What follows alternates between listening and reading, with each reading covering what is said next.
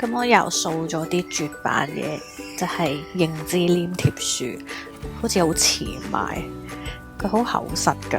咁一本係日常生活啦，咁佢封面有個即係鏤空咗嘅窿窿透入去，我覺得幾得意。然後佢可以黏貼嗰啲即係一件嘅物件呢，佢都好厚啊。其實佢係全部都好厚嘅紙皮咯。咁係比較粗糙啲嘅紙皮嗰種，即係比起一般好靚嘅硬頁書呢，咁佢係感覺粗糙啲嘅。咁我諗係可能真係而家啲嘢整得太靚啦，即係佢可能都出咗一段時間呢，所以其實佢都絕咗版噶啦，得翻呢兩本。本身個系列有好多，咁然後佢又有本田顏色嘅書啦。咁係都幾厚實嘅，咁其實就係本黏貼書入面出現嘅圖案咯。咁然後又係好好啦，佢又係有個填色嘅參考俾你。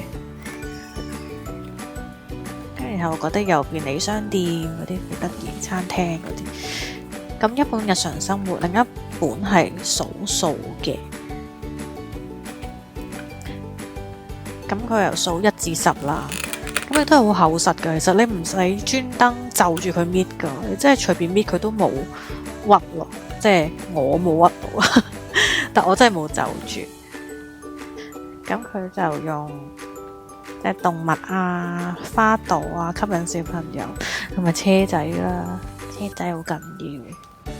然後我覺得佢係比我想象中更加大本、更加厚、更加難收納嘅，所以如果大家有機會見到仲有貨嘅話，可能你要諗一諗清楚。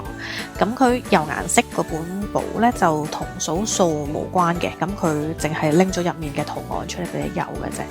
咁其實我小朋友一早已經數到1至10嘅，但係我唔覺得咁樣代表佢真係理解個數量，佢純粹背到書，即係1至10對佢嚟講，只不過係個符號文字咁樣。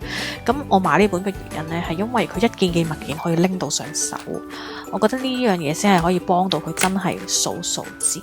咁大家係可以考慮下呢一本嘅。